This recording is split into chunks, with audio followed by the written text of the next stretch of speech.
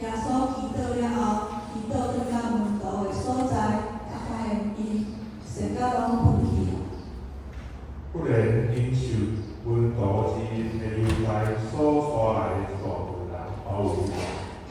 犹太人真讽刺的出个行动，就真耶稣的喙边做记号，当互要掠耶稣的人面清楚。遐个真生气的群众，包括这时头圣殿的守卫、官员、甲宗教领袖，将耶稣掠起来，拖到伊伫大祭司的厝，比着保持安全的距离，困伫伊的后壁。伫充满骗杀、虚假干净、甲软硬的审判过程中，遐个宗教领袖想尽办法要判耶稣死刑。安尼，因就通对因中间过去即个受人称作先知的耶稣，真侪人用假干净来要害伊，总是因所讲的拢无证据，拢是编造出来的。迄时阵，彼得也已经来到大祭司的店面中，严严做着，有人对伊讲：“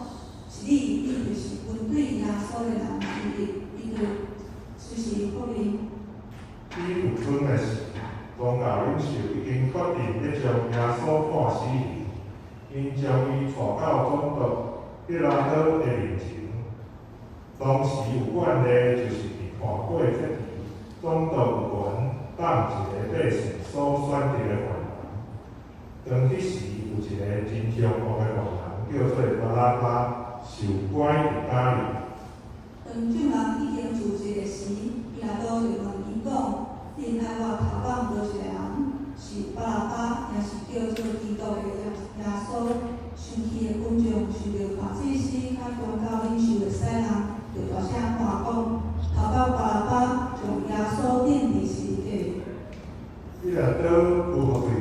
群众的要求，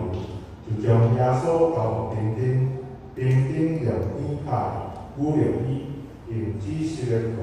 甲伊抹，却将刺做的要留伫伊的头壳顶，然后就将耶稣带出去，要钉伊伫十字架顶。这位受上帝所差遣，做伊听世间上大礼物的耶稣，受判做大歹人。